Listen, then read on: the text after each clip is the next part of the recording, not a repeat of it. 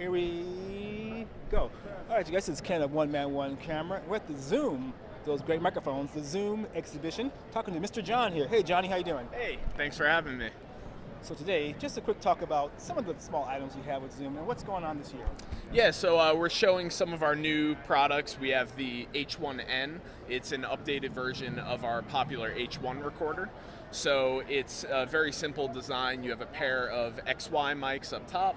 It records to an SD card, so it's just a very portable, small audio recorder. Records a stereo file.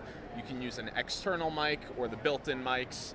You can mount this on a DSLR, good for recording interviews, practicing, live music, whatever it may be. Yeah, and by the way, the audio today is on the H1, sorry, just the H1, not the H1N. I noticed on the H2, audio. What is that? What's going on with that? So we've integrated spatial audio into the H2N firmware. It is a 360 recording, so you'll be able to record a 360 file for VR video, audio to integrate with your virtual reality video. Oh, great. Have you got any feedback from the people about this? Yeah, Sounds pretty good? yeah, people definitely love it. It's probably the cheapest spatial audio solution that you could get. The H2N's only $160 US, so very cost effective if you want to get into 360 audio.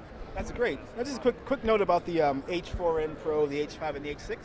Yeah, so that would complete our current line of H-series recorders. The H4N Pro is an updated model of the H4N, which is a very popular recorder.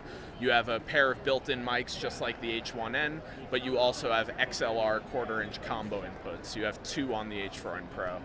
Then if you move up to the H5, you have the same number of inputs and outputs, but you can swap out the microphone capsules. So we have a number of different capsule models that you can consider. Two different shotgun mics, a mono and a stereo.